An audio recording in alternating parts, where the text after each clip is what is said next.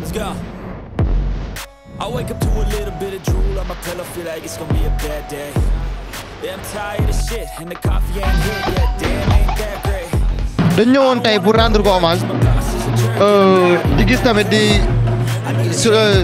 saluer waa Thiès yëpp di leen wax ni seen doom moo dem aussi tamit di am di bëgg ñëpp ñaanal ko quoi moo ñu fi indi rendre ko hommage bëgg tamit ñëpp ñaanal ko quoi aussi. dañ ciy sant yàlla di ci gërëm waa Lane mais aussi di ci gërëm tout le monde sportif thiessois parce que dañ ciy profité bi Sidi wàccee dafa mel ni Thiès gépp ñoo ñàkk te Sidi Walidane gii la defee ses premiers pas parce que sa petite catégorie fii la ko defee donc bu ñu jógee dem ba yàlla moom ko club bi di ko fàttaliku donc loolu ñun day sedd suñu xol di nga ñaan yàlla rek yàlla dogal mu yeggale ndaw fële mu ne fële mu dem xanaa di ci am xel mu dal li ñuy ñaan rek mooy mayonnaise bi dox que mayonnaise bi jël forme parce que on a vu des individualités yoo xam ne nii am nañ yaakaar ne bu ñu dawalee mën naa am mu dox donc yàlla na mayonnaise bi dox rek mais y a des individualités yoo xam ne nii li ñu seetaan war na mën a dal suñu xel. xam nga genre match yi ñaari équipe yëpp elles vont à l'aventure parce que kenn xamul lu sa morom indi kenn xamul physiquement ban équipe moo pare di jour boo ko see ñaari équipe yëpp boo defee benn travail physique bu yàgg peut-être acide lactique beeg yooyu dindeegul sa yaram moo tax kenn mënul prévoir ce qui va arriver dans ce match-là mais ce sont deux bonnes équipes qui étaient très proches l'année dernière on pense qu'on va assister à un très bon match. non peut-être ñoo njëkk a commencé yenn équipe yi ba pare en plus on a au moins 2 matchs officiels dans les jambes waaw je ne sais pas nag ndax loolu avantage la wala inconvénient la peut-être d'ici 5 journées dinañ xam teel démarrage boobu ndax inconvénient la wala avantage. victoire la gis waaw 1-0 c'est bon. bon en général je ne fais pas de pronostic mais daaw comme que GF daf ko door aller door ko retour éliminé ko Coupe du Sénégal je dis que ça va être difficile mais je donne un petit avantage à GF. waaw waa daan li ñu waree lu leen dese xanaa confirmation rek parce que li ñu waree daaw tamit waree nañ lu rafet quoi comprendre nga parce que li ñu terminé daaw bu ñu ko commencé rek di am lu baax incha allah.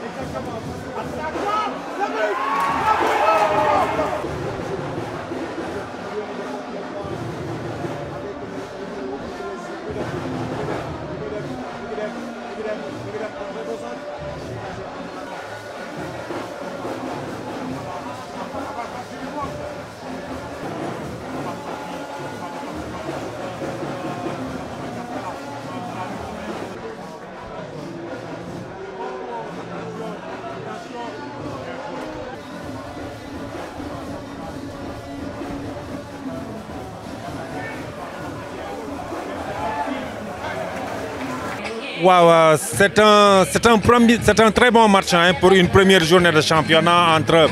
deux équipes joueuses, la Génération Foot et Walidan. On connaît, ce sont deux équipes qui aiment jouer, mais pour une première journée de championnat, c'est vrai que le travail de la préparation n'est pas encore complètement digéré, ce qui fait qu'on a comme l'impression qu'il y a quelques automatismes qui ne sont pas là. Sur le plan du jeu, sur le plan de la conception même du jeu, on sent qu'il y a quelque chose, il y a une assise. Mais comme je l'ai dit, pour une première journée de championnat, on peut dire que c'est un très bon match. Ñaari équipe nak xaw nañoo tolloo doole dans la conception du jeu, avec bien sûr ñaari style yu xaw a wuute. La Walidan a un jeu plus direct qui cherche à passer par des intervalles, alors que la Génération Foot cherche à déséquilibrer la défense de Walidan daf koy wut a baaje tas ko pour mun a jaar en intervalle. Looloo tax am na ñaari style yu xaw a wuute tuuti, mais tout compte fait, c'est un très bon match pour une première journée. Oui, il a même fait quelques changements, quelques réaménagements dans son coaching, parce que si on voit que Bougazali avait démarré complètement à gauche, mais à un moment donné, il l'a amené axial. Il a lu aussi la conception de Génération Foot qui est venue avec presque une défense à 3 pour sortir la balle. À partir de ce moment, il faut sentir que Génération Foot est faible en défense, il y a une potentialité offensive. Mais Gadiaga n'est pas né aussi de la dernière pluie. Connaissant cela, il a fait un impact au milieu de terrain. Yokumom aussi son milieu de terrain gonflé. Pareil, jouer avec un jeu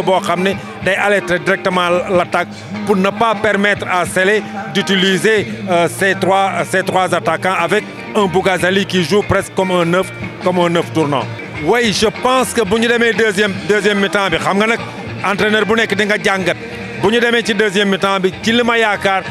Sélé va être un peu plus prudent, parce que même si à un moment donné, il a dominé, mais il a laissé des brèches et que Génération Foot a eu des opportunités. Même en attaquant, Génération Foot doit avoir une position T en défense pour ne pas libérer des espaces et perdre la balle au niveau des transitions offensives. Parce qu'à chaque fois que Génération Foot a des transitions offensives, nous avons Sélé au milieu de terrain, dina éclater. Ci vestiaire yi bu démé yaakaar naa ne dina wax au moins mu am benn sentinelle pour pouvoir utiliser à bon escient son attaque. Du côté de Gadiaga, je pense qu'il va continuer avec sa défense à 3 tout en augmentant sa potentialité offensive et demander à ses excentrés de réussir la passe en rupture, parce qu'ils l'ont essayé à plusieurs fois. Dinañ gis ne excentré bi day récupérer balle bi def rupture pour chercher l'intervalle, mais à chaque fois dañuy rater la passe quand ils font la rupture. Je pense qu'il va beaucoup insister dans ce sens-là en deuxième période.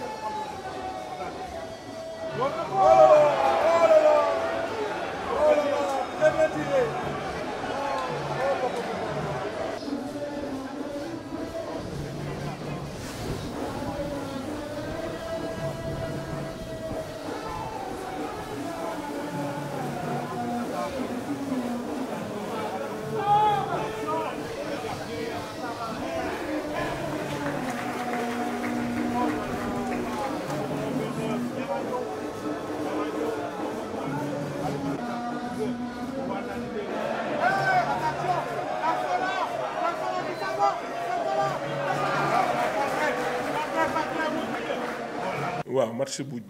jafe lañ doon xaar te ba loolu moo am parce que début de championnat lañ nekk peut-être tey bu ma nee bu perte dee am sax entre guillemets je dirais que GF moo xaw a perte tuuti parce que li tax ma wax loolu ils se sont préparés avant nous ils ont eu à peu près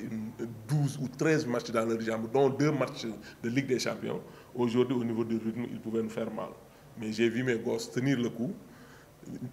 bi jouer ak ñoom donc sur le plan du jeu awma peut-être seen style c'est normal parce que kuy jouer ak yenn équipe yi c'est normal que ñoom ñu yor bal bi mais ñun aussi ñu jouer ak suñu style mais daal sur la préparation man awma lu may joxoñee samay joueurs sinon di leen wax lii ñu def baax na nañu xool nan lañ koy gën a yokkee beneen yoon donc mais en tout cas au niveau rythme au niveau jeu dañ doon xaar match bu jafe yàlla may nañu ci ñu génn ak benn point bi dañ ko ciy sant nag xam ne aussi même bu fekkoon ñu recevoir man championnat bi ni ma ko jàppee mooy GF fii lay recevoir ñun fii la ñuy recevoir donc il y a pas vice versa et que terrain yëpp a yem donc fépp fu ñu dem rek on va essayer de jouer à fond. sant yàlla wax alhamdulilah parce que kenn gaañu aussi malheureusement am na benn joueur bu gaañu aussi ci Wydad mais je pense que c'est pas une blessure contractée par un contact. Je pense qu'aujourd'hui dañuy sant yàlla ci li ñu yàlla defal point bi ñu jël ndax Wydad équipe bu mag la équipe bu am taxawaay la ci xarañ ci wàllu système de jeu après ba noppi nag am nañu doole. Je pense que tey jii dékku nañu leen ci loolu ba noppi nag mu nekk match bu équilibré am intensité bu bari am mais il y a pas de faute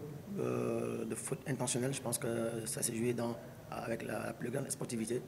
et que derrière ça voilà il y a eu des occasions de part et d'autre ku nekk am nga sa wàllu pour dugal but mais voilà yàlla 0-0 def dañ koy sant yàlla parce que point bu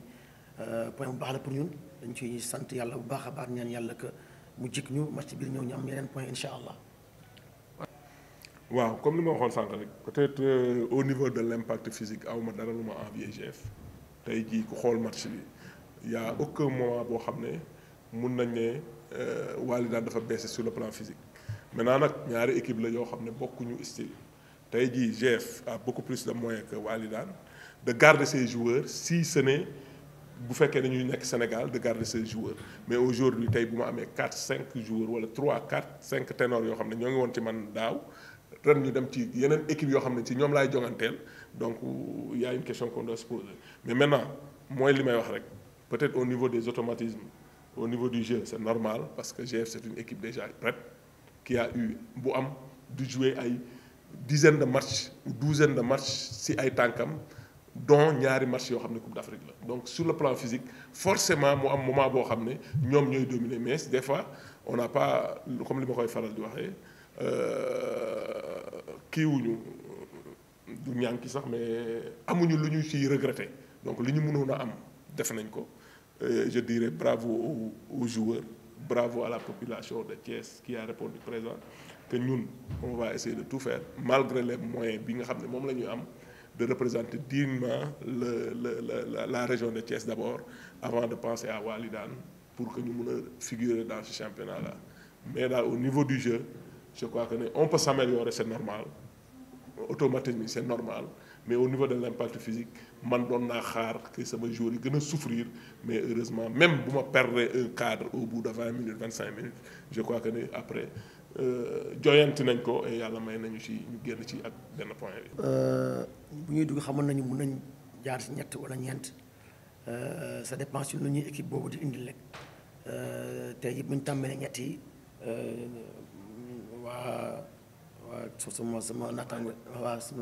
Wydad xaw nañ ñu exploiter loolu bu baax a baax di seet bal yoo xamante ne ci côté bi mu la jël ñu tuuti après ci la ñu delloo ñeent gën a am largeur bi après nag ba noppi tamit gën a taxawal suñu football lu ñu ko bëggee woon di sant rek bon jàngal la suñu xale yi parce que fan yii yëpp ñu ngi koy joué ñu ngi am résultat yu baax ñu jékki-jékki rek dañ koy def parce que dañuy xool joueurs yi ñu am ak manquement yi ñu am ci joueurs yi dañuy xool ban système moo war a gën a dox pour que ñu joué ko tey jii il fallait ñu commencer par lii ñu jeexale ko ak ñeenti ci ginnaaw donc day wan nekk la xale yi ñu ngi assimiler li ñu jàngal incha allah xëy na fan yii di ñëw dina gën a mokk incha allah pour que ñu jël si ay ndam yu baax incha allah. laaj bu mujj bi mooy génération foot lu muy yóotu rek. waaw xam nga tey booy xool budget équipe yëpp je pense que Génération Foot moo ëpp budget ci yenn équipe yi moo wax yeneen équipe yu mag yi donc tey nit ku nekk nag si sa budget ngay xool fi nga war a toll ñaan ñi yàlla nag budget bi mu jig ñu que ñu dem fu ñu war a fu ñu am yaakaar duñu nëbb dara c'est que on sait que championnat Sénégal mbaxalu xeer la ah jiw taxaw la nga gagné parce que c'est très très difficile sax naaw metti la voilà kon point bi ñu jël te nañ sant yàlla di wax rek ne benn poñ la dañ koy sant yàlla bu baax a baax ñaan yàlla semaine bi di ñëw ñu bonifier ko pour am ñetti poñ waaye tey jii kenn mënu wax ne fii lañ jëm mais yi am solo mooy chaque match bi marqué point xëy na yàlla lañ dimbali ba ñu àgg fi ëpp suñu njort incha allah. tout d'abord damay wax alhamdulilah rabbil alamin vu que benn point la ñu am pertuñu donc c'est un bon début et que voilà dëgg la match bi serré woon na trop parce que Walidane aussi équipe bu baax la comme tous les autres équipes voilà comme coach bi ni mu ko waxee ñoom dañu xarañ seen système de jeu nous aussi on a nos systèmes de jeu et que voilà am nañ ci ay occasions yu bëri mais concrétiser wuñ ko dañuy dem gën a liggéeyaat gën a defarwaat pour yeneen match yi di ñëw ñu fexe am ay 3 points yëpp inchallah. Bon, déjà ce qui m'a poussé à rester à Walidane, c'est parce que Walidane c'est une équipe ambitieuse, c'est une équipe qui n'est pas au même titre que Jaraaf mais qui essaie de mettre tous les moyens pour atteindre des objectifs comme le Jaraaf. Donc c'est ça qui m'a poussé à rester. C'est une équipe qui essaie de grandir, de s'améliorer, de progresser quoi. Bon, déjà il faut noter que les Serigne Saliou, les Aliou Seck, les Aliou Ndione, on se connaît depuis longtemps. On a eu à jouer les Navétanes ensemble, on a eu à jouer dans une même équipe, dans une même ASC. Donc la mayonnaise a été plus facile avec eux. Bon, maintenant les nouveaux, comme dans toute équipe, il y a toujours les nouveaux, donc il faut absolument que la mayonnaise prenne vite. Nous avons eu un temps de préparation, on s'est préparé et je pense qu'avec le temps, on va voir ce que ça va donner. Merci, bonne chance. Merci.